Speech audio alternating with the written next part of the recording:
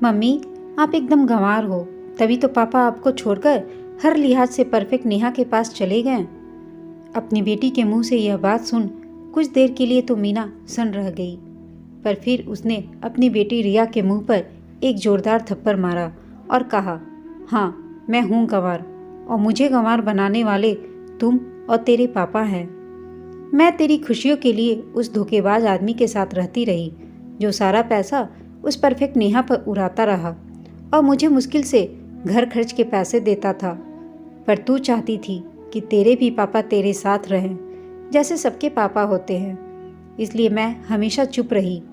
तेरी पढ़ाई के लिए, तेरी ज़रूरतें, तेरी इच्छाएं पूरी करने के लिए दिन रात घर में लोगों के कपड़े सिलती रही। घर से ही सारा काम किया क्योंकि तुझे भी तो पालना था। किसके ऊपर छोड़ती तुझे? और आज तुझे 1 मिनट भी नहीं लगा मेरी बेइज्जती करने में।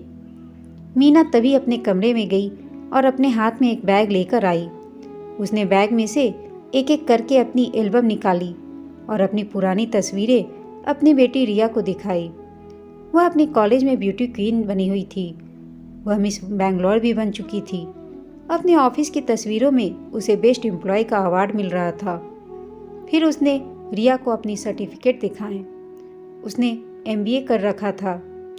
उसने रिया को बताया कि वह जिस लड़के से प्यार करती थी उसका नाम निखिल था, लेकिन रिया के नाना नानी ने उससे उसकी शादी नहीं होने दी क्योंकि निखिल बहुत गरीब था। लेकिन निखिल ने आज तक शादी नहीं की है, वह आज तक कंवारा है। अपने से बहुत अमीर घर में रिया के नाना नानी ने मीना का शादी करा दिया था।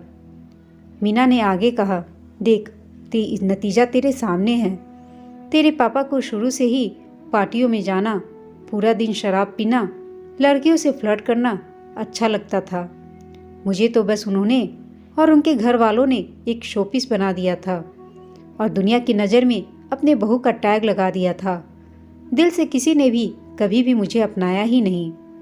मीना ने कहा, एक बार मैं तेरे पापा को छोड़कर तेरे नाना नानी के घर चली गई थी, पर तू जब सब बच्चों को उनके पापा के साथ देखती थी तो तू उदास हो जाती थी, इसलिए मैं वापस तेरे पापा के पास आ गई। पर फिर तो उन्हें और भी मौका मिल गया मुझे परेशान करने का। कभी कभी तो वो 1-1 महीने बाद घर आते थे। तेरे दादा दादी ने भी मुझ पर कम जुल्म नहीं किए, उन्होंने तो मुझे घर से ही निकाल दिया।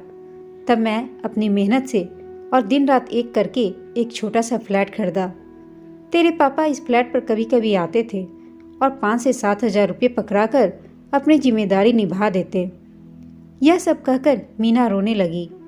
अब रिया को समझ में आ गया था। उसने अपनी मम्मी से माफ़ी मांगी और फिर उसने मीना को बहुत प्यार किया। उसने मीना से निखिल का नंबर मांगा और निखिल से कुछ बात करी।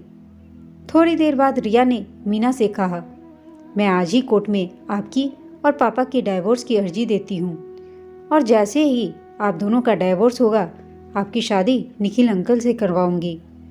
निखिल अंकल से मेरी अभी बात हुई है, वो भी इस शादी के लिए तैयार हैं। बस मेरी मम्मी ने बहुत सहन कर लिया, अब उनकी बेटी उनकी ज़िंदगी खुशियों से भर देगी। यह कहकर रिया ने मीना को गले लगा लिया।